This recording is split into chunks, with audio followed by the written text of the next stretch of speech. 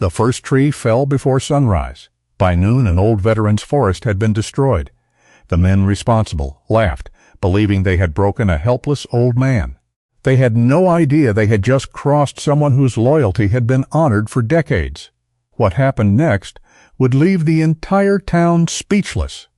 Before we begin, tell us where you're watching from in the comments. And if you enjoy stories of courage, loyalty, and justice, subscribe now and stay with us for this unforgettable story. A cool autumn breeze drifted through the towering pines surrounding Blackwood, Montana, while pale morning sunlight filtered across the forest floor and the quiet wilderness echoed with birdsong. Samuel Turner had always believed that a forest spoke to those willing to listen. At 68, the retired Army veteran lived alone in a modest log cabin tucked deep inside 30 acres of towering pine trees. He stood over 6 feet tall despite the slight bend that age had placed upon his shoulders. Thick silver hair framed a weathered face marked by years beneath mountain skies, while a neatly trimmed gray beard softened the strong jaw that had once intimidated young soldiers under his command. His calm blue eyes rarely revealed emotion. Years of military service, followed by losing his beloved wife to illness, had taught him that anger often destroyed more than it protected. Neighbors knew him as a quiet, respectful man who never refused to help repair a fence or rescue an injured animal. Yet almost nobody knew anything about the life he had lived before settling in Blackwood. That peaceful morning shattered beneath the roar of heavy engines. Bulldozers and logging trucks burst through the front gate, crushing wildflowers and tearing deep scars across the forest trails. Towering pines that had stood for generations crashed to the ground one after another. Bird nests exploded from branches, frightened deer disappeared into the remaining woods, and squirrels scattered through clouds of dust, searching for safety. Samuel stepped onto his porch without rushing. His hands rested quietly on the wooden railing as he watched years of careful stewardship disappear within minutes. Every falling tree struck him like another silent farewell, yet his face remained almost unreadable. Deep inside, grief tightened around his heart, but experience had taught him that some battles were won only by refusing to surrender to emotion. The man directing the destruction climbed from a black pickup truck with a satisfied grin. Derek Collins, a broad-shouldered man in his early 40s with cropped blonde hair, a trimmed goatee, and sharp green eyes, carried himself with the swagger of someone accustomed to getting his way through fear. He worked for a powerful logging developer and had built a reputation by intimidating landowners into selling their property far below its value. Smirking, he tossed a broken pine cone toward Samuel's boots. "You'd better sell before we come back for the cabin?" Derek laughed. The trucks disappeared as quickly as they had arrived, leaving broken trees, shattered silence, and a forest that looked as though a storm had torn straight through its heart. Standing alone beneath the ruined pines, Samuel quietly looked toward an old weathered barn hidden among the surviving trees. No one in Blackwood knew what rested behind its locked doors, or why some memories were worth protecting for a lifetime. The morning after the destruction, silence settled over Samuel Turner's forest like a heavy blanket. Fresh pine sap bled from broken trunks, and the scent of crushed needles lingered in the cool air. Instead of counting what had been lost, Samuel quietly gathered splintered branches and carefully lifted a small robin's nest from the mud. 2 frightened hatchlings still trembled inside. He climbed onto a fallen log, secured the nest between the branches of a young pine that had survived the bulldozers, then stepped back with a faint nod. Saving 2 tiny birds would never replace a forest, but it reminded him that life always deserved another chance. Late that morning, a dusty blue pickup rolled slowly into the driveway. Emily Foster climbed out carrying a basket covered with a checkered cloth. At 34, Emily was slender and graceful, with shoulder-length auburn hair that curled naturally around her face, warm hazel eyes, and lightly freckled skin shaped by years beneath Montana's mountain sun. She owned the only coffee shop in Blackwood, where she greeted every customer by name and quietly delivered meals to elderly residents whenever winter storms trapped them inside. Losing her father in a logging accident as a teenager had left her with a deep respect for forests and an instinct to protect anyone facing injustice. She stopped a few feet away, watching Samuel brush dirt from the tiny nest. "I thought you might need breakfast," she said softly. Samuel accepted the basket with a grateful smile, but kept looking toward the trees. "They're frightened," he replied, glancing at the hatchling. "They don't understand why their home disappeared." Emily realized he was talking about far more than birds. Over hot coffee on the cabin porch, Samuel's eyes drifted toward the distant ridgeline where the tallest pines still stood. Memories returned without warning. More than 40 years earlier, after completing 2 demanding tours as an Army Special Forces soldier, he had returned home carrying invisible wounds that no doctor could fully explain. Loud noises had followed him into sleep. Crowded streets made him restless. He rarely spoke about the men he had lost because every memory felt like reopening an old scar. Everything changed when he met Helen Turner, again the kind-hearted young woman who had been his high school sweetheart. Helen possessed gentle green eyes, long chestnut hair, and a quiet confidence that could calm almost anyone. She never demanded that Samuel explain his nightmares. Instead, she simply sat beside him until they passed. Together they purchased neglected woodland outside Blackwood and spent years restoring it one tree at a time. Every pine they planted represented hope replacing pain. Years later, their only son, Ryan Turner, inherited both of their compassion. Tall like his father, with dark brown hair and an easy smile, Ryan became a forest ranger because he believed protecting nature also meant protecting people. He died at 32 while leading 2 lost children out of a rapidly spreading wildfire. Samuel still remembered the knock on the cabin door that delivered the news. It had been the longest walk of his life from the doorway to Helen's waiting arms. Emily noticed an old photograph resting beside the cabin window. Samuel quietly explained who Ryan had been, then fell silent again. As afternoon sunlight reached the weathered barn standing beyond the damaged clearing, Samuel walked toward it, carrying a ring of old brass keys. The heavy lock clicked open with familiar certainty. Dust floated through narrow beams of light as he stepped inside. An aging black motorcycle stood beneath a faded canvas cover. Carefully folded leather vests rested beside weathered military flags. Shelves overflowed with medals, patches, journals, and hundreds of photographs spanning decades. Smiling faces surrounded a much younger Samuel in gathering after gathering, yet not a single picture celebrated violence. Instead, they captured charity rides, veterans rebuilding homes, disaster relief projects, and brothers standing shoulder to shoulder after burying fallen friends. Emily stood speechless in the doorway. For the first time, she realized the quiet old man everyone believed to be completely alone had once belonged to something far greater than anyone in Blackwood had ever imagined. Samuel gently closed the barn doors again without offering another explanation. Some chapters of a man's life were never hidden because of shame. They were hidden because promises made long ago were meant to be kept. The destruction did not end with the trees. Over the following weeks, Derek Collins became convinced that fear would eventually force Samuel Turner to surrender the land. Every few nights, another section of fencing was cut apart. 2 wooden fire watch platforms overlooking the hills were burned to the ground before sunrise. Someone poured chemicals into the narrow stream that crossed the property, leaving dozens of trout floating lifeless along the banks. Even the deer stopped returning to the clearing. Samuel walked the damaged land every morning without speaking, quietly recording every loss inside a weathered notebook instead of answering violence with anger. He understood that men like Derek wanted a reaction more than anything else. Emily Foster refused to abandon him. Although several customers warned her to stay away from Samuel's cabin if she valued her business, she continued, delivering groceries and helping remove broken timber from the trails. One evening, she found a threatening note tucked beneath the windshield wiper of her pickup. "Stay away from the old man, or you'll lose more than customers." Her hands trembled for only a moment before she folded the paper and slipped it into her pocket. Losing her father had already taught her that fear only grew stronger when people obeyed it. Money slowly became another enemy. Samuel hired a small local crew to clear dangerous fallen trees before winter arrived, but the work cost more than he could afford.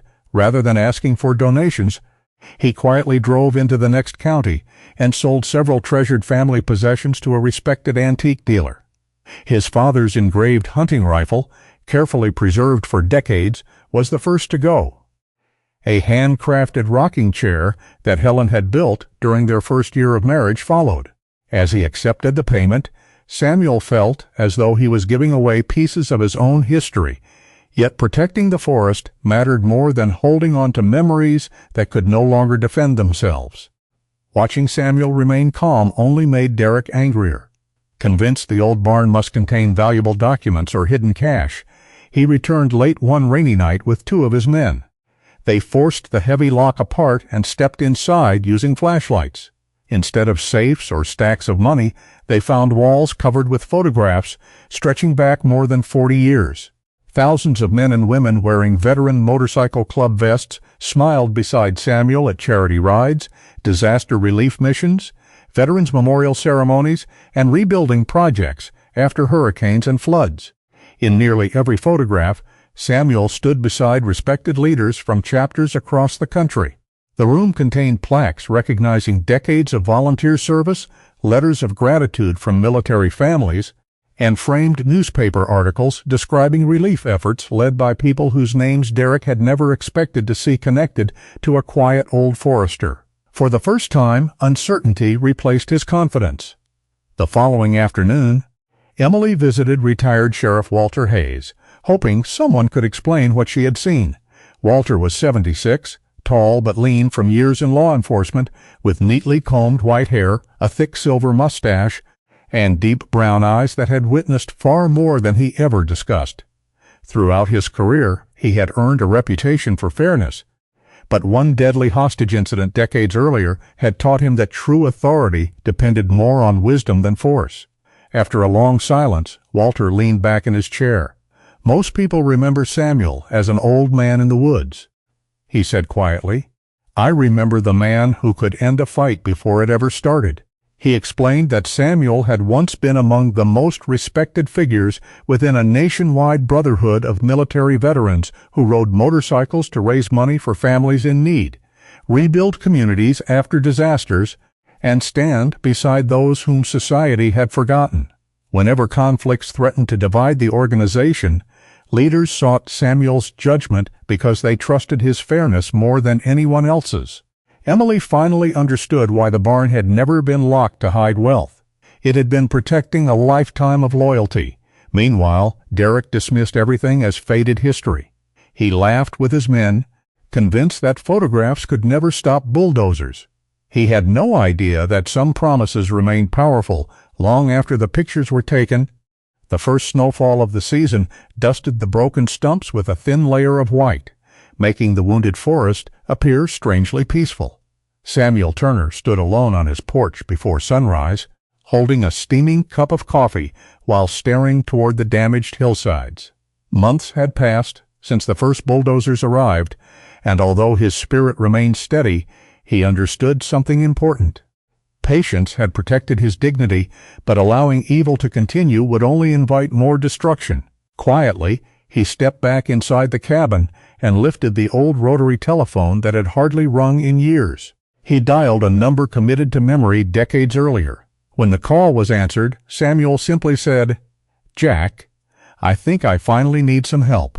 There was silence for several seconds before a familiar voice replied, "We've been waiting for you to ask." Jack Morrison, now 65, remained as imposing as ever. Broad-shouldered with neatly combed silver hair, a full gray beard, and piercing blue eyes, he carried the calm confidence of a man who never raised his voice unless absolutely necessary. Years earlier, after returning from military service with severe survivor's guilt, Jack had nearly lost himself until Samuel gave him a place to work, repaired his motorcycle beside him for weeks, and reminded him that a man's value was never measured by his darkest memories. That kindness shaped the rest of Jack's life. He eventually became the regional president of one of the nation's largest veteran motorcycle brotherhoods, respected not because he demanded loyalty, but because he earned it every day. Less than 24 hours later, the quiet streets of Blackwood began to change. The distant rumble of motorcycle engines rolled through the mountain valley like approaching thunder. One group arrived from Wyoming, another from Idaho, then Colorado, Oregon, and beyond. Riders continued appearing throughout the afternoon until hundreds of motorcycles lined the streets surrounding the town square. Hotels filled completely. Restaurants stayed open long past midnight. Gas stations struggled to keep up with the endless stream of travelers. The townspeople watched from sidewalks and front porches, expecting anger or violence. Instead, they saw handshakes, respectful conversations, and veterans embracing an old friend they had not seen for decades. Some carried walking canes. Others wore prosthetic legs beneath faded riding jeans. Many had gray hair and weathered faces that reflected lives marked by sacrifice rather than comfort. Every person greeted Samuel with the same quiet respect. Emily stood speechless as rider after rider thanked Samuel for changing their lives years earlier. One man explained that Samuel had quietly paid his family's rent after he returned home unable to work. Another remembered sleeping in Samuel's garage while recovering from addiction. A widow described how Samuel had organized volunteers to rebuild her home after a tornado without allowing anyone to know who arranged it. Derek Collins tried convincing himself the gathering meant nothing. That confidence disappeared when Jack Morrison parked his motorcycle directly in front of Samuel's cabin and calmly handed him a thick folder.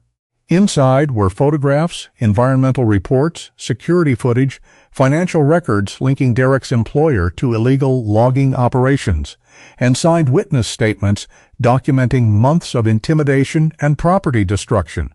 While Derek had focused on terrorizing one old man, dozens of veterans had quietly collected evidence through legal investigators and former law enforcement contacts across several states. Samuel slowly closed the folder before walking toward Derek. His voice remained calm. "You still have a choice." He explained that Derek could publicly fund the complete restoration of the forest, compensate every dollar of damage, withdraw the development project forever, and leave Blackwood without further harassment. Otherwise, every document inside the folder would be delivered to state investigators, environmental authorities, and national news organizations before sunrise. No threats followed, no shouting, only silence. For the first time since arriving in Blackwood, Derek lowered his eyes. He finally understood that the elderly man standing before him had never lacked the strength to fight. He had simply possessed the wisdom to wait until justice could speak louder than revenge. Winter slowly gave way to spring, and the first rays of warm sunlight reached the wounded hills surrounding Blackwood. Snowmelt carried fresh water through the repaired stream, while tiny patches of green began pushing through the scarred earth. The forest was still far from whole, but for the first time in many months, it looked alive instead of defeated. The legal consequences arrived faster than Derek Collins had expected. Faced with overwhelming evidence collected by investigators, testimony from witnesses, and growing media attention, the logging company immediately abandoned its development project. State environmental officials imposed heavy penalties for illegal logging, water contamination, and destruction of protected wildlife habitat. Derek and several members of his crew were formally charged with multiple criminal offenses, ending the intimidation campaign that had frightened Blackwood for nearly a year. Samuel Turner never attended a single court hearing. He believed justice belonged inside a courtroom, not inside his heart. Instead, every morning he walked the damaged trails carrying a shovel across one shoulder, quietly preparing the land for new life. Hundreds of veterans remained in Blackwood long after the headlines disappeared. Without expecting payment or recognition, they divided into small teams, restoring everything that had been lost. Some rebuilt wooden observation towers overlooking the hills. Others repaired fences, cleared dangerous debris, and reinforced the banks of the recovering stream. Former military engineers designed erosion barriers to protect young trees. Retired mechanics repaired Samuel's equipment free of charge. Doctors traveling with the group treated elderly residents who had postponed medical care for months. What began as support for one old veteran slowly became a project that united the entire community. Emily Foster watched the transformation with quiet amazement. One afternoon, she asked several riders why they had traveled hundreds of miles for a man who had never asked for anything in return. Their answers were remarkably similar. Samuel had paid rent for one struggling family after a soldier never returned home. He had helped another veteran overcome alcoholism without ever speaking about it afterward. He had quietly financed college tuition for the daughter of a wounded Marine. He had rebuilt homes after floods, delivered food during blizzards, and comforted grieving families after military funerals. None of them remembered Samuel because he had been powerful. They remembered him because he had been present when nobody else was. Those stories spread throughout Blackwood faster than any rumor ever had. Neighbors who once drove past Samuel's property without stopping now arrived carrying seedlings, tools, homemade meals, and blankets for the volunteers. Children planted young pine trees beside veterans old enough to be their grandfathers. Local businesses donated supplies. Church groups prepared hot dinners every evening. The forest that had once belonged only to Samuel gradually became something the entire town wanted to protect. Late one afternoon, Samuel climbed the small ridge overlooking the valley. Thousands of newly planted pine seedlings stretched across the hillsides where bulldozers had once carved deep wounds into the earth.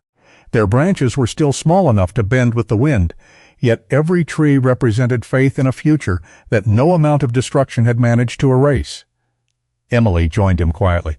"They'll take years to become a forest again," she said. Samuel smiled gently. So did the last ones.